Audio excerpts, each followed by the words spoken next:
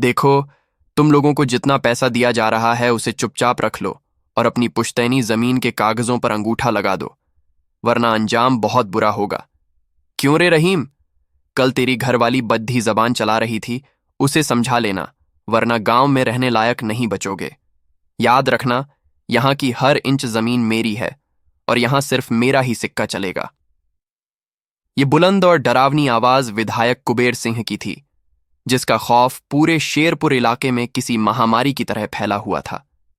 कुबेर सिंह की पहुंच सत्ता के गलियारों से लेकर बड़े बड़े पुलिस अधिकारियों तक थी, लेकिन उसे यह अंदाजा नहीं था कि उसकी इस सल्तनत को चुनौती देने के लिए शहर से आईपीएस अधिकारी काव्या निकल चुकी हैं। काव्या ने मन बना लिया था कि वह सरकारी लाव लश्कर के साथ नहीं, बल्कि एक साधारण इंसान बनकर शेरपुर की असलियत देखेंगी।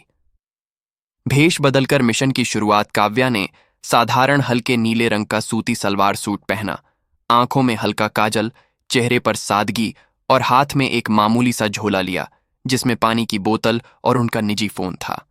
वह एक पुरानी लोकल बस में बैठकर शेरपुर पहुंची। धूल भरे रास्तों और सहमे हुए चेहरों को देखकर काव्या समझ गईं कि यहां की हवा में गुलामी और डर का जहर घुला हुआ है। एक चाय की टपरी पर काव्या रुकीं। वहां के अधेड़ दच उम्र के दुकानदार दीनू ने कांपते हाथों से उन्हें चाय दी और फुसफुसाते हुए चेतावनी दी, बिटिया, आप शहर की शरीफ लड्डच की लगती हैं, यहां ज्यादा देर मत रुकिए। यहां कुबेर सिंह और उसके गुंडों का राज है, वे किसी भी अजनबी को शक की निगाह से देखते हैं। काव्या के चेहरे पर एक फीकी मुस्कान आई, पर उनके मन में ज्वालामुखी सुलग रहा था। बाजार में साहस का परिचय। दोपहर के वक्त काव्या बाजार में सब्जियां देख रही थीं। तभी एक सफेद रंग की पजेरो चीखती हुई आई और उसमें से कुबेर सिंह का बिगड़ैल बेटा अंकित सिंह उतरा। उसने बिना एक शब्द बोले सब्जी वाले के ठेले से बेहतरीन सब्जियां उठाईं। जब गरीब सब्जी वाले ने हिम्मत जुटाकर पैसे मांगे तो अंकित ने अट्टहास करते हुए कहा, पैसे? तू जानता नहीं मैं कौन हूं, इस गांव की मिट्टी तक मेरी है। सब्जी वाले की आंखों में बेबसी के आंसू देख काव्या का खून खौल उठा। उन्होंने शांत पर बेहद सख्त आवाज में कहा, रुकिए, इनका पैसा चुकाइए वरना यह थैला वापस रखिए। बाजार में सन्नाटा पसर गया। अंकित ने पलटकर काव्या को ऐसे देखा जैसे कोई मामूली कीड़ा हो। उसने डपटते हुए कहा, तेरी इतनी हिम्मत कि तू मुझे रोके? मेरे बाप विधायक कुबेर सिंह का नाम सुना है? काव्या ने उसकी आंखों में आंखें डालकर जवाब दिया, नाम सुना है, पर डरना नहीं सीखा। इनका पैसा दो। अंकित झल्लाकर वहां से निकल गया, पर उसकी आंखों में बदले की आग साफ दिख रही थी। रात का अंधेरा और कड्ढुआ सच रात के सन्नाटे में काव्या ने अपनी असली जांच शुरू की। वह चुपके से गांव की पुरानी पंचायत भवन में दाखिल हुई, जहां कुबेर सिंह ने अवैध कागजात छिपा रखे थे। टॉर्च की मध्यम रोशनी में उन्होंने देखा कि कैसे सैकड़ों किसानों की जमीनों को फर्जी स्टैंप पेपर के जरिए हड़प्पा गया था। काव्या ने एक एक सबूत की तस्वीरें लीं और अपनी गुप्त रिकॉर्डिंग चालू रखी। उसी रात वह मजदूर रहीम की झोपड़ी में पहुंची। रहीम ने बताया कि कैसे इलाके का थानेदार और तहसीलदार हर महीने कुबेर सिंह के दरबार में हाजिरी लगाते हैं और जो किसान विरोध करता है उसे लॉकअप में डालकर प्रताड़ित किया जाता है। काव्या ने रहीम को ढांढस बंधाया, बस 24 घंटे और फिर सब बदल जाएगा। खौफ का अंत और अंतिम न्याय। अगली सुबह पूरा शेरपुर पुलिस की सायरनों की आवाज से गूंज उठा। दर्जनों सरकारी गाड़ियां, एसटीएफ की टीम और मीडिया का जमावड़ा देखकर कुबेर सिंह के होश उड़ गए।